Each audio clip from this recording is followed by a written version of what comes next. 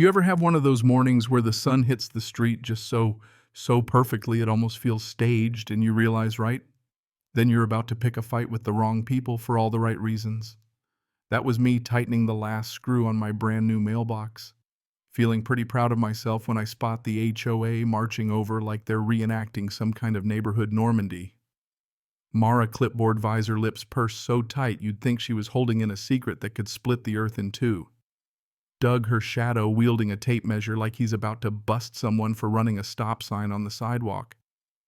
"Good morning," I call out real friendly. "I'm trying. Mara doesn't blink. "Mr. Carter, your mailbox color is non-compliant. It violates Oakrest Meadows standards." I look at my beautiful slate gray mailbox. Sure, maybe it's not sandstone or fog gray or whatever's in fashion, but it's mine. "That's fine," I say. "I'm not under your HOA. For a split second, I swear Mara's face does something human: confusion, maybe even a flicker of doubt. But then right on cue, insult. Doug just grunts. "Every house on this street is under our HOA. "Not this one," I say, calm as ever. "You might want to check your map. If you've ever told someone their map is wrong, you know the look they give you, part horror, part disbelief." "You can't just opt out," Mara hisses. "We'll call the authorities." And then why not? Doug taps his phone. Like that's supposed to scare me. Somewhere down the block I hear the whir of an engine.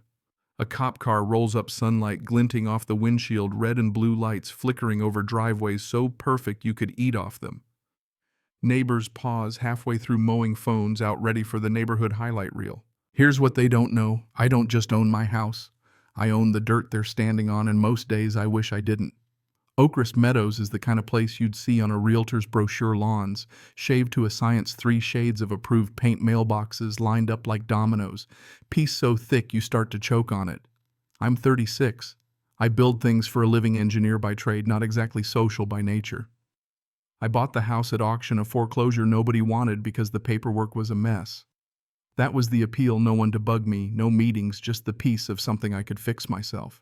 Except Oakrest didn't run on friendliness. It ran on rules. And the air here heavy with friendly reminders. You know, the kind smiles that stop just short of your eyes, sprinklers that turn on in military unison, neighbors who wave but check your trash bins as you drive away. Mara Green, president for life, some said, built her throne from bylaw printouts. You'd think she invented the neighborhood herself. Then there's Doug, the enforcer. He measured self-worth by fines issued before breakfast. My first week I got a note on my door. "Welcome. Please remember trash bins hidden from street view at all times." 2 days later, another porch light exceeds community wattage standards. I hadn't even finished unpacking. At first I laughed it off.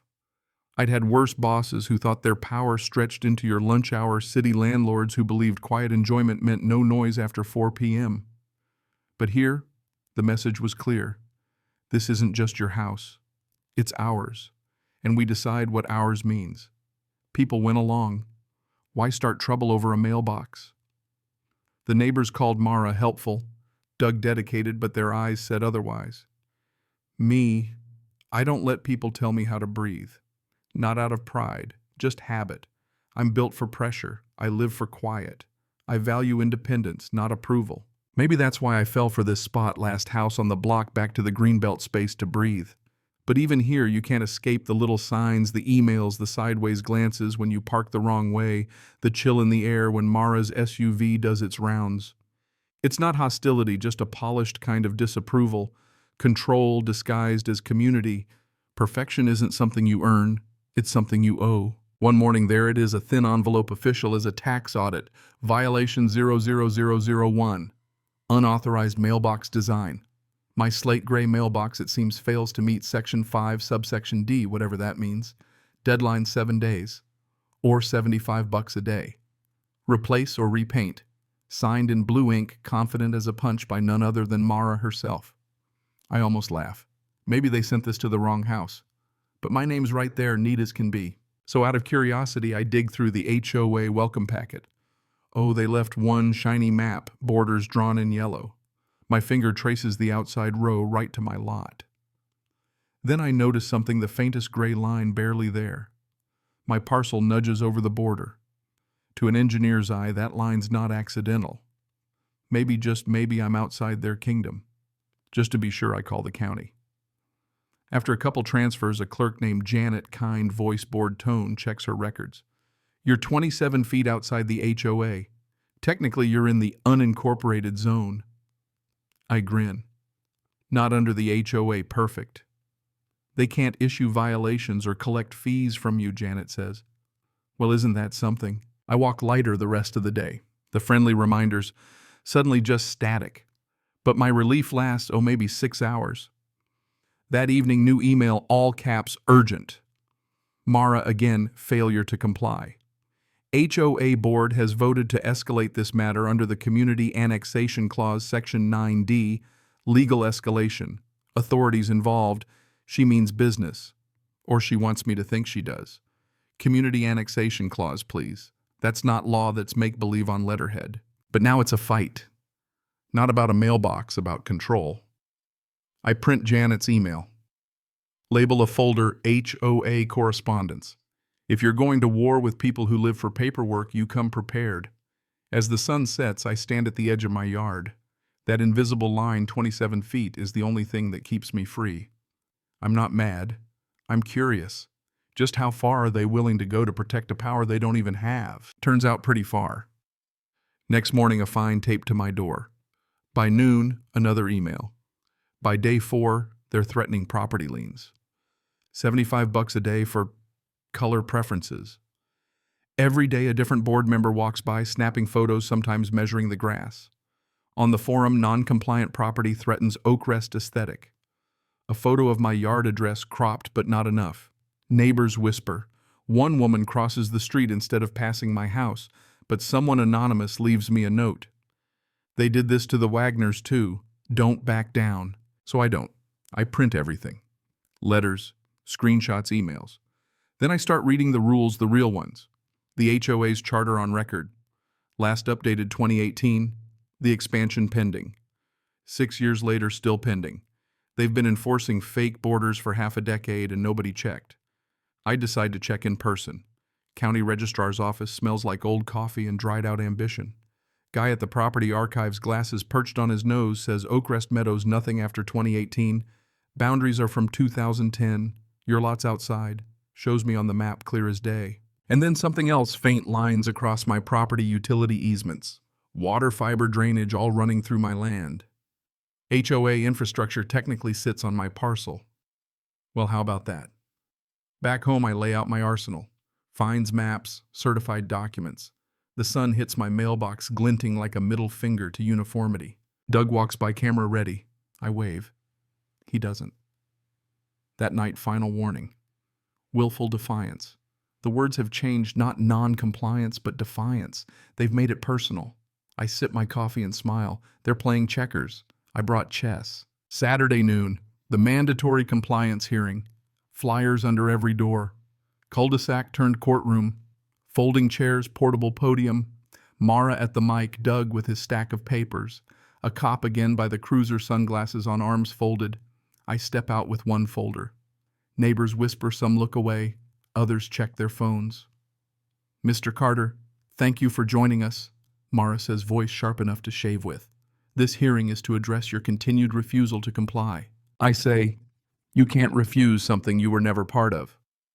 Crowd gasps. Mara recovering. Let the record show the homeowner is uncooperative. Doug writes it down like it's gospel. Mara starts listing my crimes: unauthorized mailbox, unapproved landscaping, obstruction of visual uniformity. I laugh, probably too loud. The whole thing is surreal. Under which recorded covenant are you enforcing these, I ask?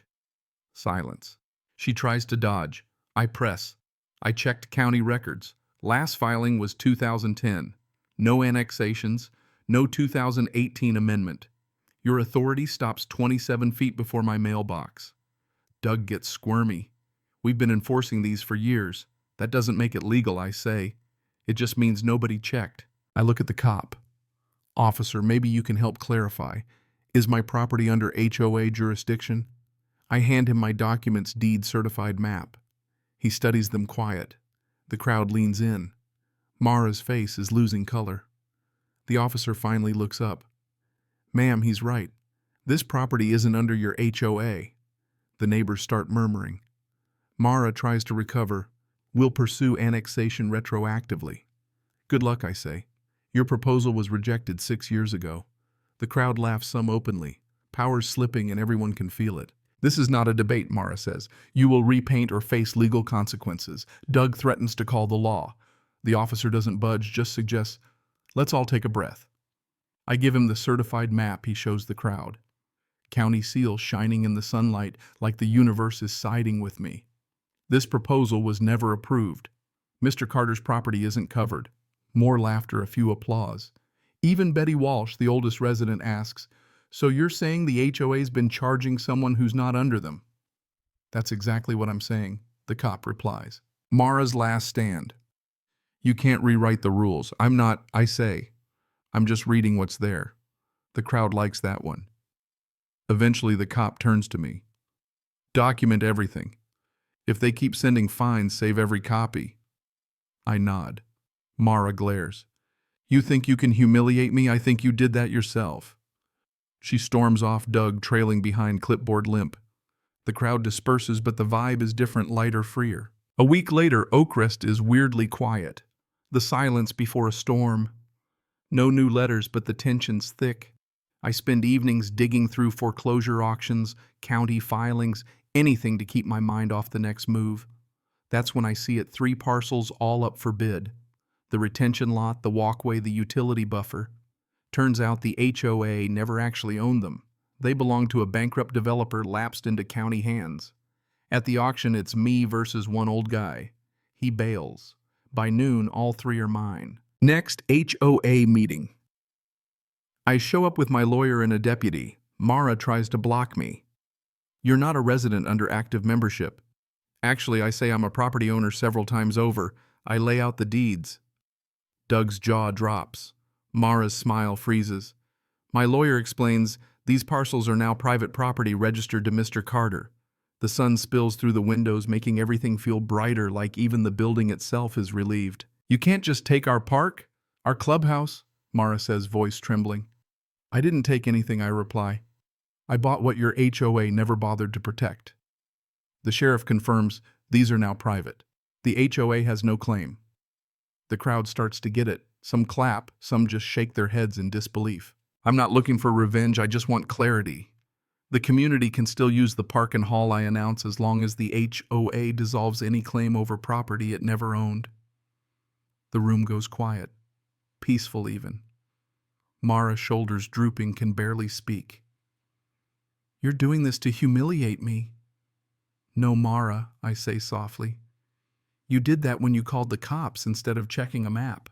The laughter and applause are louder this time, genuine. The next days, Oakrest Meadows changes. Mara moves out her house up for sale.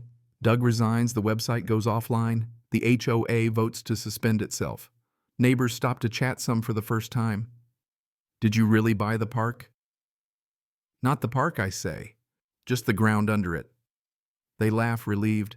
Betty brings banana bread and an apology. They made us think you were the problem, she says. I nod. They made me think so too. Weeks later, the county asked me to help with the dissolution. I agree on one condition: the new bylaws have to be fair. No more surveillance, no more fines without proof, no more power trips. The vote passes unanimous. Oakrest doesn't just return to normal, it becomes better. A home, not a museum. People plant wildflowers, hang mismatched mailboxes, let their kids draw chalk suns on the sidewalk. No one cares about compliance. They care about cookouts, coffee, community. I put up a plaque under the oldest oak: respect is stronger than rules. The roots go deep, deeper than any bylaw. Mara's gone. Doug pops by sometimes, sheepish but lighter. The sheriff even drops in, nodding at the changes.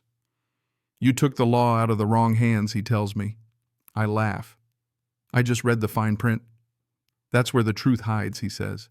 Now every mismatched fence, every painted mailbox is proof imperfection suits us. One evening, kids race down the hill laughing, shouting, "Tag, you're free!" And it hits me. Free isn't rebellion here anymore. It's just the truth. Standing at my slate gray mailbox, I realize the victory isn't owning land or winning arguments. It's knowing peace doesn't need permission, just someone brave enough to claim it.